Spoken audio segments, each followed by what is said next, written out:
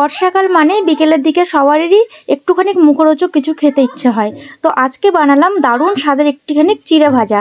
তো অবশ্যই ভিডিওটা দেখো, ভিডিওটা তোমাদের অনেক কাজে লাগতে পারে। তো প্রথমেই দেখো পাতলা যে ফাইন চিড়েটা ওটা আমি শুকনো খোলায় একটুখানি ভেজে নেব।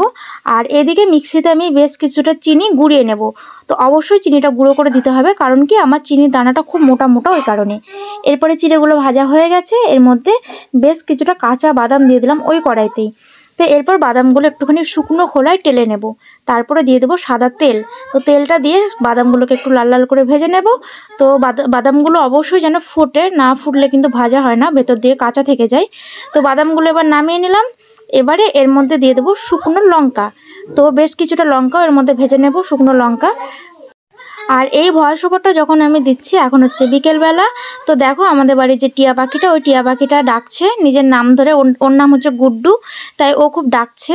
তো ও মানে আমার সঙ্গে সঙ্গে ভয়েস ওভার দিচ্ছে। আর এদিকে শুকনো লঙ্কাগুলো ভাজার পরে দিয়ে দিলাম তেলের মধ্যে একটুখানি গোটা জিরে। তো জিরে দিলে বেশ ভালো লাগে চিড়েগুলো খেতে। তো জিরেটা খুব সুন্দর করে ভাজা হয়ে গেছে। এর মধ্যে দিয়ে দিলাম অর্ধেকটা চিড়ে। তো অর্ধেক অর্ধেক করে দুবারে ভাজবো, কারণ কি কড়াইটা আমার ছোট।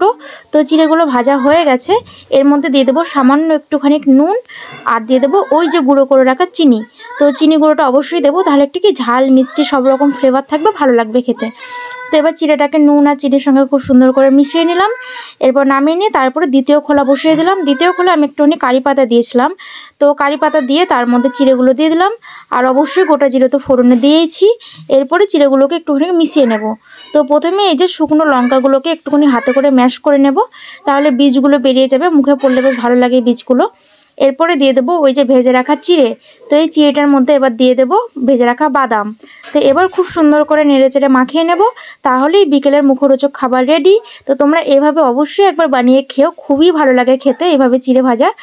তো এই ছিল ভিডিওটা কেমন লাগলো অবশ্যই জানাবে। ভালো লাগলে লাইক কমেন্ট শেয়ার করবে। টাটা।